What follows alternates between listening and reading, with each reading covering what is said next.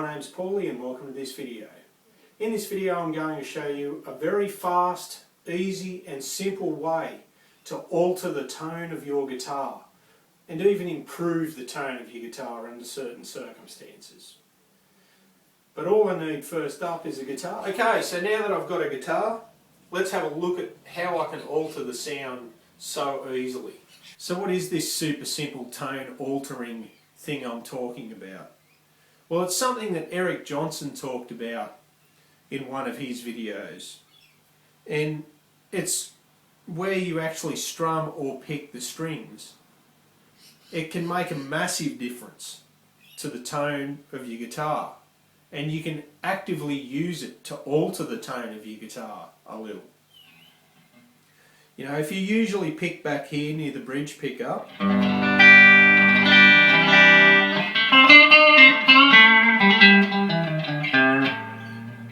you can try moving your hand up to around the neck pickup.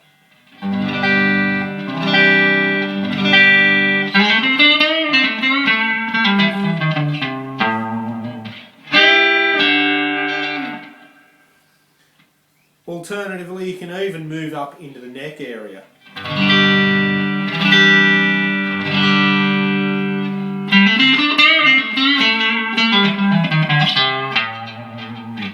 Compare that to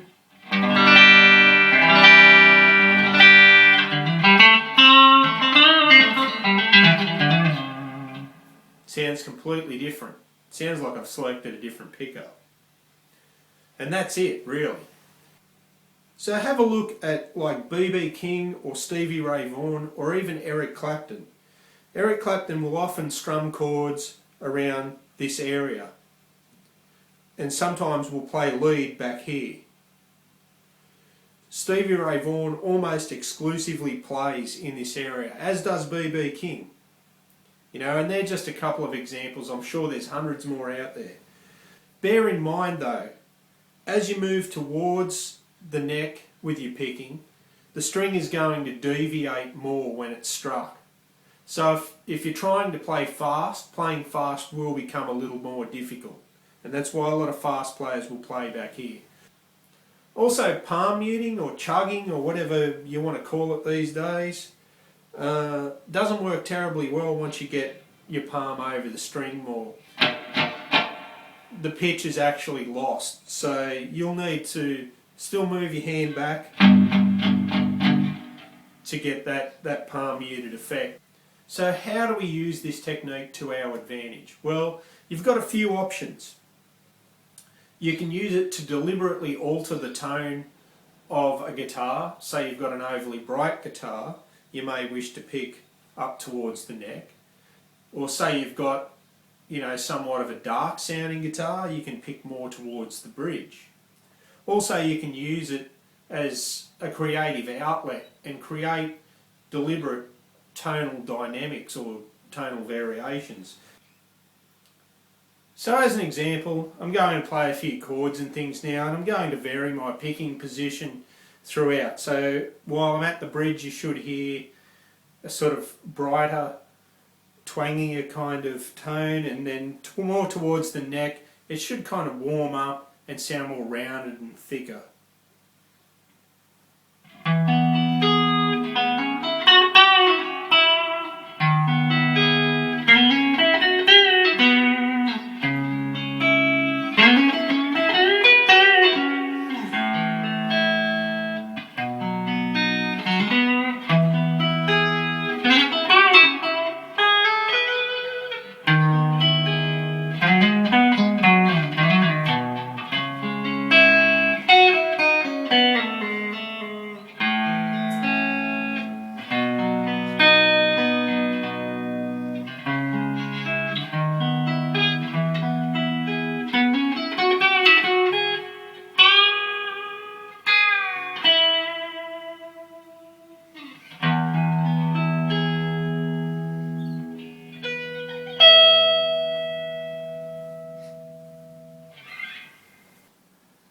I guess the point that I really want to get across is you don't need to actively be changing your picking position from second to second, you know, to alter the tone of your sound.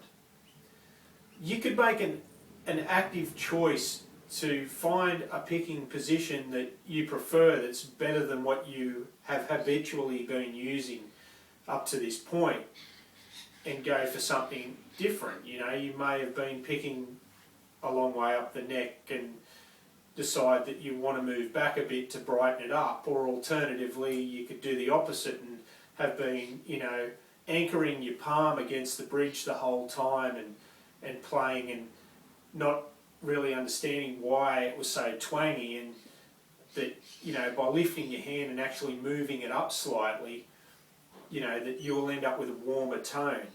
And that's really the point that I want to get across, you know, that you could choose that particular position that sounds good to your ears and then turn that into a habit by being aware of it and concentrating on it for a certain amount of time with your practice. And eventually your hand will naturally begin to go there without consciously having to, you know, put it there.